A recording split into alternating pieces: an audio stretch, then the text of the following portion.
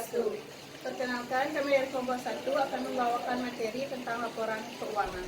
Perkenalkan, nama saya Ida Krisna Wulandari, NPM 384. Saya Nipandeka Daditayanti, NPM 185. Saya Yustia Yariudari, NPM 290. Saya Pirana Monika Saron, NPM 136. Saya Dewa Ayu Aprilia Kartika Putri, NPM 221. Saya Gus Etika Biasari, NPM 288. Saya Nikadek Nadia Praktika Antara, NPM 135. Saya Ana Agung Istri Safira Mahaiswari, NPM 160. Di sini saya akan menjelaskan tentang pengertian laporan keuangan. Laporan keuangan adalah sebuah catatan dokumen informasi keuangan suatu perusahaan dalam suatu periode tertentu yang dapat digunakan untuk menggambarkan situasi kinerja perusahaan tersebut yang terjadi selama satu periode atau tahun yang bersangkutan. Penyusunan laporan keuangan ini memiliki tujuan untuk mempertanggungjawabkan seluruh kegiatan yang telah direncanakan dalam pencapaian hasilnya. Laporan keuangan sering disebut juga sebagai produk akhir proses akuntansi. Disusunnya laporan keuangan untuk dapat menyediakan sebuah informasi mengenai posisi keuangan, kinerja suatu perusahaan, serta perubahan yang terjadi pada keuangan suatu perusahaan yang memiliki manfaat untuk memakai laporan keuangan dalam suatu pengambilan keputusan atau kebijakan. Tujuan laporan keuangan adalah yang pertama, memberikan informasi yang terpercaya tentang sumber-sumber ekonomi dan kewajiban dengan maksud sebagai berikut. Yang pertama, menunjukkan keuangan dan investasinya. Yang kedua, untuk menilai kemampuannya dalam menyelesaikan utang-utangnya. Yang ketiga, menunjukkan kemampuan sumber-sumber kekayaan yang ada untuk perusahaan. Yang keempat, untuk menilai kekuatan dan kelemahan perusahaan. Nomor 2, memberikan informasi yang terpercaya tentang sumber kekayaan bersih yang berasal dari kegiatan usaha dalam mencari laba dan dengan maksud yang pertama, memberikan gambaran tentang dividen yang diharapkan pemegang saham. Yang kedua, menunjukkan kemampuan perusahaan membayar kewajiban kepada kreditor, supplier, pegawai, pajak, pengumpulan dana untuk perluasan perusahaan. Yang ketiga, memberikan informasi kepada manajemen untuk digunakan dalam pelaksanaan fungsi perencanaan dan pengawasan. Yang keempat, menunjukkan tingkat kemampuan perusahaan mendapatkan laba dalam jangka panjang. Yang kelima, menafsirkan informasi keuangan yang dapat digunakan untuk menafsirkan potensi perusahaan dalam menghasilkan laba. Yang ketiga, memberi informasi yang diperlukan lainnya tentang perubahan harta dan kewajiban. Yang keempat, mengungkapkan informasi relevan yang dibutuhkan para pemakai laporan. Selanjutnya, saya akan membahas mengenai sifat laporan keuangan. Menurut Ikatan Akuntan Indonesia, sifat laporan keuangan meliputi yang pertama yaitu dapat dipahami. Kualitas penting informasi yang ditampung dalam laporan keuangan adalah kemudahannya untuk segera dapat dipahami oleh pemakai, di mana pemakai diasumsikan memiliki pengetahuan yang memadai tentang aktivitas ekonomis dan bisnis, akuntansi, serta kemauan untuk mempelajari informasi dengan ketekunan yang wajar. Yang kedua yaitu relevan. Informasi memiliki kualitas relevan kalau dapat mempengaruhi keputusan ekonomi pemakai dengan membantu mereka mengevaluasi peristiwa masa lalu, masa kini, masa depan, atau mengoreksi hasil mereka di masa lalu. Yang ketiga yaitu materialitas. Informasi dipandang material kalau kelalaian untuk mencantumkan atau kesalahan dalam mencatat informasi tersebut dapat mempengaruhi keputusan ekonomi pemakai yang diambil atas dasar laporan keuangan.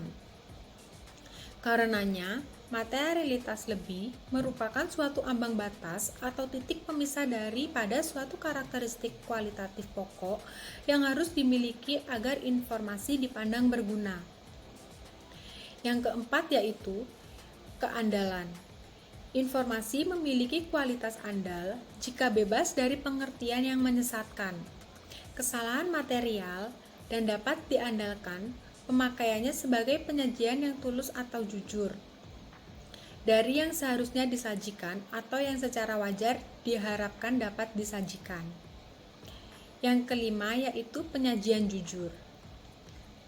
Agar dapat diandalkan, informasi harus menggambarkan dengan kejujuran transaksi serta peristiwa lainnya yang seharusnya disajikan atau yang secara wajar dapat diharapkan disajikan. Jadi, misalnya, neraca harus menggambarkan dengan jujur transaksi peristiwa lainnya dalam bentuk aktiva, kewajiban, dan ekuitas perusahaan pada tanggal pelaporan yang memenuhi kriteria pengakuan.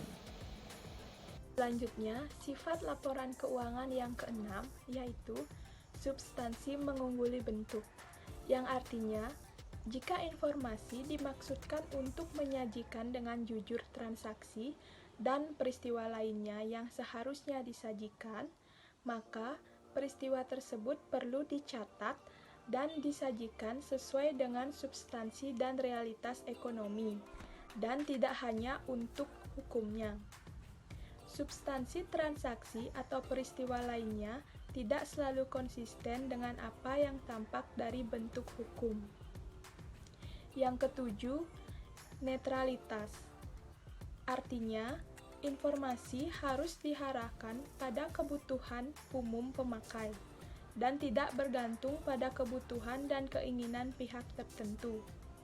Tidak boleh ada usaha untuk menyajikan informasi yang menguntungkan beberapa pihak, sementara hal tersebut akan merugikan pihak lain yang mempunyai kepentingan yang berlawanan. Yang kedelapan, pertimbangan sehat, di mana ketidakpastian semacam itu diakui dengan mengungkapkan hakikat serta tingkatnya dan menggunakan pertimbangan sehat dalam penyusunan laporan keuangan. Pertimbangan sehat mengandung unsur kehati-hatian pada saat melakukan perkiraan dalam kondisi ketidakpastian, sehingga aktiva atau penghasilan tidak dinyatakan terlalu tinggi dan kewajiban atau beban tidak dinyatakan terlalu rendah. Yang kesembilan, kelengkapan. Agar dapat diandalkan, informasi dalam laporan keuangan harus lengkap dalam batasan materialitas dan biaya. Kesengajaan untuk tidak mengungkapkan omission mengakibatkan informasi menjadi tidak benar atau menyistakan. Karena itu, tidak dapat diandalkan dan tidak sempurna ditinjau dari segi relevansi. Yang ke-10, dapat dibandingkan. Pemakai harus dapat membandingkan laporan keuangan perusahaan antar periode untuk mengidentifikasi kecenderungan posisi dan kinerja keuangan.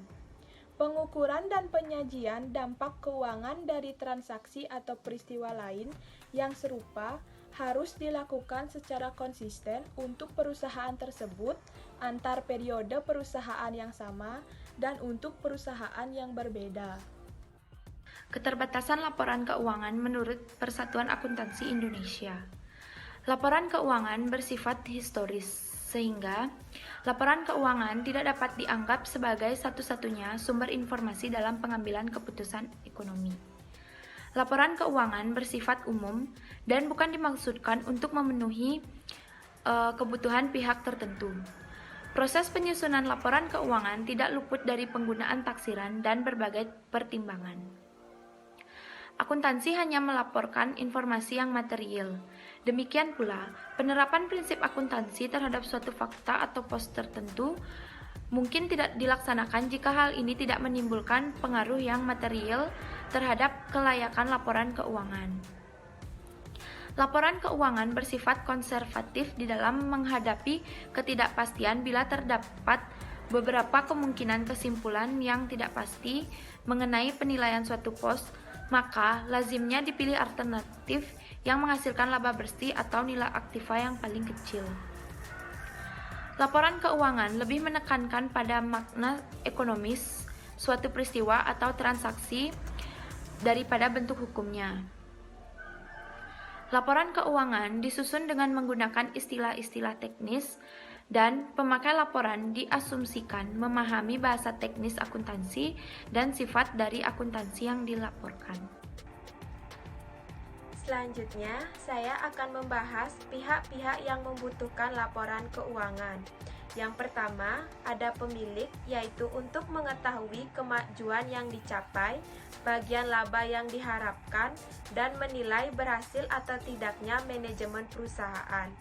Yang kedua, ada kreditur, yaitu untuk menetapkan syarat kredit, menjaga keamanan kekayaan yang digunakan oleh perusahaan, kemudian menilai apakah kepercayaan yang diberikan perlu ditarik atau dipertahankan, dan untuk mengetahui apakah penerima kredit mampu mengembalikan bunga dan kredit tepat pada waktunya. Yang ketiga, ada calon investor. Kelompok ini berkepentingan untuk memasukkan kekayaan ke dalam perusahaan. Sebelum melakukan penanaman modal, investor mengevaluasi pendapatan yang diperkirakan yang dapat diperoleh dari investasinya dan melakukan analisis terhadap laporan keuangan perusahaan yang dipilih sebagai tempat penanaman modalnya. Yang keempat, ada manajemen.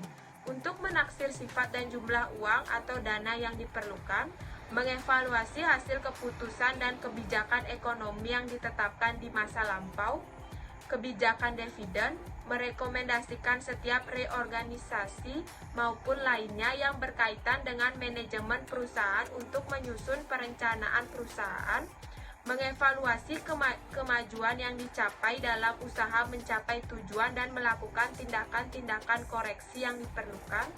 Yang kelima, pemerintah, yaitu untuk menghitung dan menetapkan besarnya pajak perusahaan, menaksir sanksi dan penyelidikan dan pemeriksaan terhadap kekayaan dan hasil operasi yang dilaporkan. Informasi akuntansi merupakan sumber utama bagi badan pemerintah untuk dapat menetapkan pajak perusahaan dan mengawasi perusahaan. Yang keenam, yaitu karyawan, untuk dijadikan dasar dalam penentuan upah dan gaji untuk menganalisis prospek dari buruh, apakah tempat ia bekerja cukup aman dan stabil dan menguntungkan bagi dirinya. Jenis-jenis laporan keuangan. Menurut Kasmir, secara umum ada 5 jenis laporan keuangan yang biasa disusun, yaitu pertama, balance sheet atau neraca. Balance sheet atau neraca merupakan laporan yang menunjukkan posisi keuangan perusahaan pada tanggal tertentu. Arti dari posisi keuangan dimaksudkan adalah posisi jumlah dan jenis aktiva atau harta dan pasifa atau kewajiban dan ekuitas suatu perusahaan. 2. Income statement atau laporan laba rugi. Income statement atau laporan laba rugi merupakan laporan keuangan yang menggambarkan hasil usaha perusahaan dalam satu periode tertentu. Dalam laporan laba rugi ini tergambar jumlah pendapatan dan sumber-sumber pendapatan yang diperoleh. Kemudian juga tergambar jumlah biaya dan jenis-jenis yang dikeluarkan selama periode tertentu. 3. Laporan perubahan modal. Laporan perubahan modal merupakan laporan yang berisi jumlah dan jenis modal yang dimiliki pada saat ini. Kemudian, laporan ini juga menjelaskan perubahan modal dan sebab-sebab terjadinya perubahan modal di perusahaan. 4. Laporan arus kas. Laporan arus kas merupakan laporan yang menunjukkan arus kas masuk dan kas keluar perusahaan. Arus kas masuk merupakan pendataan atau pinjaman dari pihak lain, sedangkan arus kas keluar merupakan biaya-biaya yang telah dikeluarkan perusahaan. Baik arus kas masuk maupun arus kas keluar dibuat untuk periode tertentu. 5. Laporan catatan atas laporan keuangan. Laporan catatan atas laporan keuangan merupakan laporan yang dibuat berkaitan dengan laporan keuangan yang disajikan. Laporan ini memberikan informasi tentang penjelasan yang dianggap perlu atas laporan keuangan yang ada, sehingga menjadi jelas sebab penyebabnya.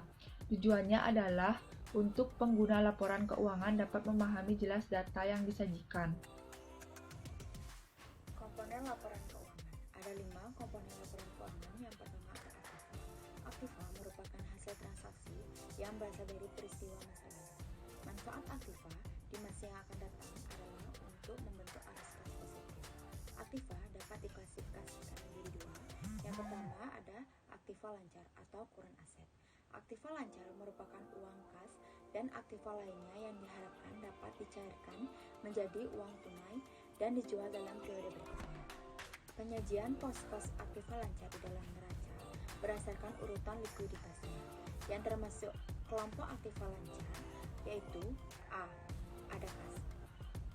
Kas dapat digunakan untuk membiayai operasi suatu perusahaan.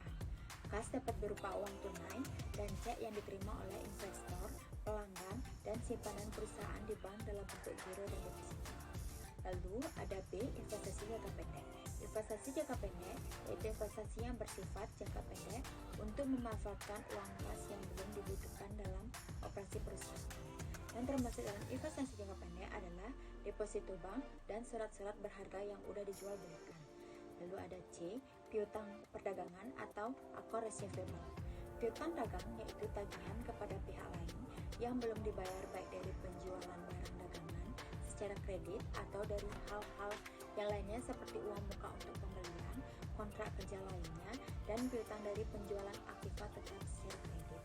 Lalu ada persediaan. Persediaan yaitu aset perusahaan yang berupa barang yang memiliki nilai ekonomis dan dapat dijual oleh perusahaan. Contoh persediaan di perusahaan manufaktur yaitu persediaan bahan mentah, barang dalam proses, dan barang jadi. Yang terakhir ada aktiva lancar lain. Aktiva lancar lain yaitu contohnya misalnya sewa dibayar di muka dan asuransi dibayar di muka. Lalu yang kedua ada aktiva tidak lancar atau non current asset. Aktiva tidak lancar merupakan aktiva yang mempunyai umur kegunaan lebih dari 1 tahun sehingga termasuk investasi jangka panjang. Contohnya adalah aktiva tetap yang berwujud seperti bangunan, inventaris, kendaraan, perlengkapan yaitu aktiva tetap yang tidak berwujud yang merupakan kekayaan perusahaan secara fisik, tidak nampak tetapi merupakan suatu hak yang mempunyai nilai dan dimiliki oleh perusahaan untuk kegiatannya, seperti hak cipta, merek dagang, dan dukungan. Yang kedua ada utang. Utang adalah semua kewajiban keuangan yang belum dipenuhi kepada pihak lain. Utang atau kewajiban dapat dibedakan menjadi dua, yaitu utang lancar atau jangka pendek. Yang kedua yaitu utang jangka panjang. Untuk utang jangka pendek adalah kewajiban keuangan pembayaran yang dilakukan jangka pendek kurang dari 1 tahun. Utang lancar meliputi utang dagang, utang pajak, biaya yang harus dibayar. Untuk utang jangka panjang yaitu kewajiban keuangan yang pembayarannya dilakukan di atas 1 tahun. Yang ketiga ada modal. Modal atau harta bersih adalah hak yang dimiliki oleh pengelola setelah semua kewajibannya selesai dibayar. Harta bersih sering disebut sebagai harta pemilik.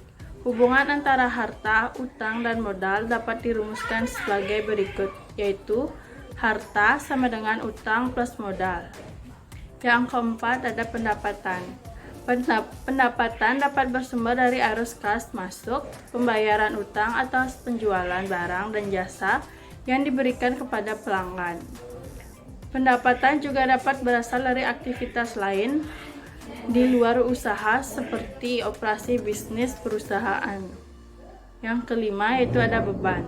Beban merupakan arus kas keluar yang disebabkan karena adanya pembelian barang atas jasa, pembayaran gaji karyawan, biaya operasional, administrasi, dan biaya lainnya. Sekian presentasi dari kami. Mohon maaf jika ada salah kata. Kami tutup dengan selamat Santi. Om Santi Santi Santi.